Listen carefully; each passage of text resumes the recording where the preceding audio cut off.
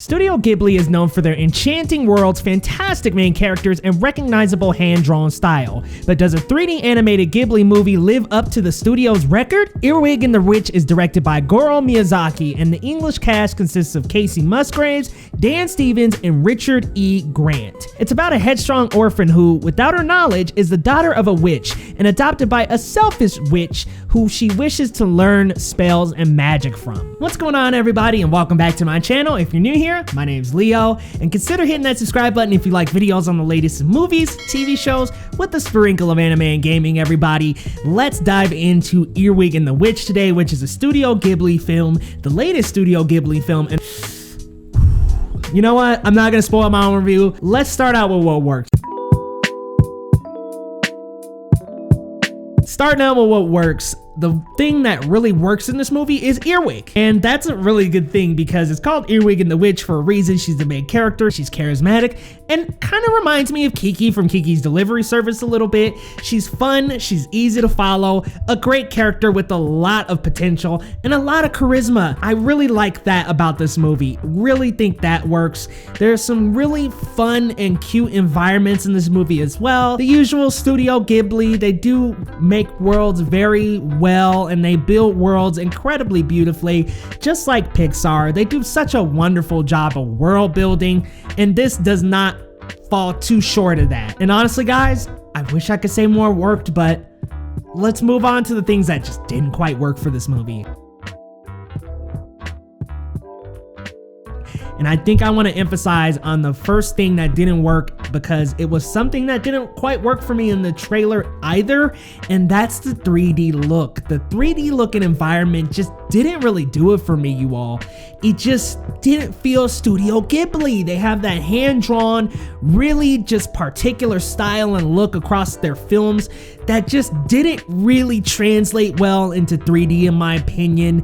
It took away from the experience. I didn't really enjoy that 3D look at all. Their faces looked a little bit weird, a little statuesque, and it was just hard to believe this was a Studio Ghibli movie just because of the fact that we're using titles like Princess Mononoke and Ponyo and all these very distinctly hand-drawn styles, and to go into the 3D without really changing it up too much is just a little weird. It was just a little robotic at times. So I didn't quite like that 3D animation. Now, moving on to another thing that just didn't work, guys, was the story itself. The story, what didn't work about the story is there were just so many different moments that had potential to expand to this greater story, just like most of Studio G's films usually do.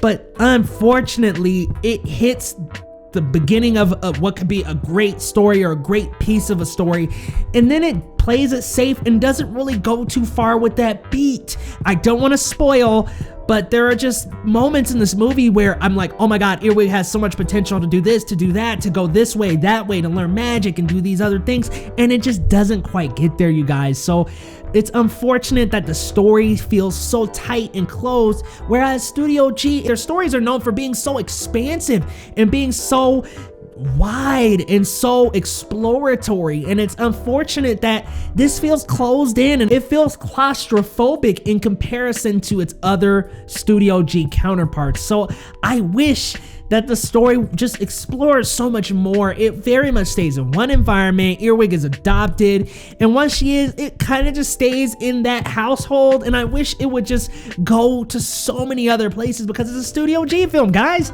You guys know how great these movies are. It's not exploratory like that is, and I really wish that it would have took some chances with the story, and that's one other thing that did not work. Another thing I really didn't like was I didn't really like too many other characters besides Earwig. I thought Earwig was enjoyable, but the witch wasn't that exciting. She was really mean, had Earwig doing a lot of chores. I mean, it just didn't work for me there, and I don't want to go too far because I don't want to spoil, but didn't really like too many of the other characters at all, to be honest.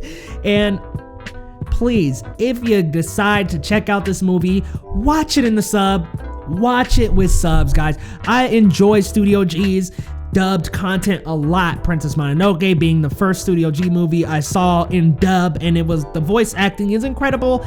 Here, unfortunately, I cannot say the same, and it's part of the animation problem. The 3D animated look just didn't translate well, in my opinion, between sub and dub. The dub lines were really not well done at all, like to the point where they were talking and the mouths weren't moving. The mouths were not moving with the words at all sometimes, so it just was not dubbed well at all. I would highly suggest, if you're gonna check this out, you have to check it out sub, because man, the dub was so bad, you guys. So bad to the point where sometimes during the movie I was taken out of it. And this movie is only an hour and like 20 minutes, and I was bored about 40 minutes in, which is not good. The pacing's not too well done. There are just a lot of problems with this movie, and it's honestly hard to think that this is a Studio Ghibli movie because they do so well at their movies, and it's just weird to see a movie from Studio G that I don't quite like. I really wouldn't even recommend it for kids. If you're gonna show it to kids, because this is definitely a kids movie, I would definitely show them Ponyo over this. Ponyo is fun, it's colorful, it explores a lot. It just is, this feels so claustrophobic and so closed in, and a lot of things just don't work with Earwig and the Witch. I really wish that I can come to you guys with a review bragging about how amazing this movie is, but unfortunately, it's just not it, you guys. Studio G has such a great track record with me, to be honest. A lot of their movies I love, and the movies that I don't love, I typically like, but this one was one that I did not enjoy, unfortunately. Now, looking back on Earwig and the Witch, if I had to give it a rating, I would unfortunately have to give Earwig and the Witch a 3 out of 10. There were really not too many good things I could think about with this movie, but a lot of bad things that I could think about. Unfortunately, characters are short.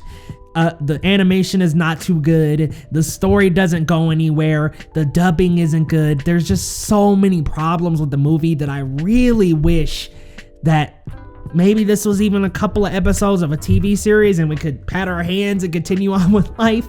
But if you decide to take a dive into Earwig and the Witch, let me know what you think down in the comments. Unfortunately, I just do not like this movie, y'all. Like, I wish I could come to y'all with a good review about a Studio G movie, but unfortunately, just can't this time, you guys. But y'all let me know your thoughts down in the comments, and as usual, if you're new here, hit that subscribe button for videos on the latest movies, TV shows with a sprinkle of anime and gaming from your boy Leo Rydell, and we'll see you next time, guys, on Geekly Goods.